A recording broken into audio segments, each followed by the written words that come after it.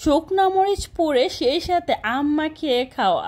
এই গরমে আমার শান্তি তো এখানে, ইস, জিভে জল আসার মতো। হ্যালো এভরিওয়ান, আসসালামু আলাইকুম। আজকে আপনাদের সাথে শেয়ার করব আম মাখা বা আম ভর্তা। গরমে আরাম পেতে এরকম আম ভর্তাই আমার কাছে মনে হয় সবচাইতে বেস্ট। আর এই গরমে আমার শান্তি শুধুমাত্র মনে হয় টক জাতীয় জিনিসে। যে কোনো টক জাতীয় জিনিস খাবেন, দেখবেন অনেক বেশি ভালো লাগে, শরীরটা ঠান্ডা লাগে। তো এখন যেহেতু আমের সিজন, নতুন নতুন আম উঠতেছে, আর ঢাকা শহরে কিন্তু আমের দাম খুব বেশি। যাই হোক, আমি এখানে কিছুটা আম নিয়েছি আর আমগুলো সুন্দর করে ছিলে নিচ্ছি।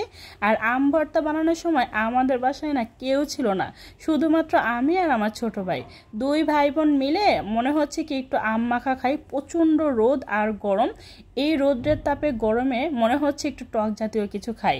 তো আমি আর আমার ভাই দুইজনে মিলে কাজ করতেছিলাম আম মাখা খাওয়ার জন্য। তো এই যে আমি একটা একটা করে ছিলে মিলে নিচ্ছি আর আমার ভাই এগুলো ধুয়ে টুয়ে আনতেছে, মানে দুই ভাই বোন মিলে একসাথে আম মাখা করতেছি। তো আমি যেটা করতেছি, আমগুলো খুব সুন্দর করে গ্রেট করে নিচ্ছি।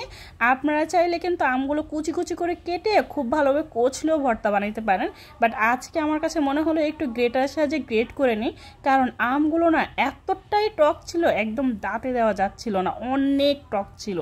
ফাইনালি আমার আমগুলো গ্রেট করার ডান। এবার আমি যেটা করব, শুকনো মরিচ পুড়ে নিব। শুকনো মরিচ পুড়ে তারপরে আম মাখালে এই যে যে একটা স্মেল শুকনো মরিচের, এতটাই ভালো লাগে, মানে আম মাখাটা মনে হয় ভীষণ মজার হয়ে যায়।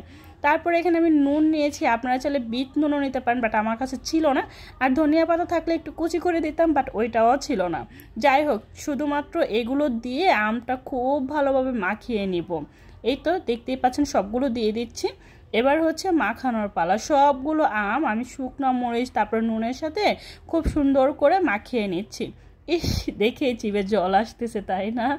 আমার কাছে তো খুবই ভালো লাগে, বয়েস দিতেও আমার খুব কষ্ট হচ্ছিল, কারণ এতটাই লোভনীয় লাগছে।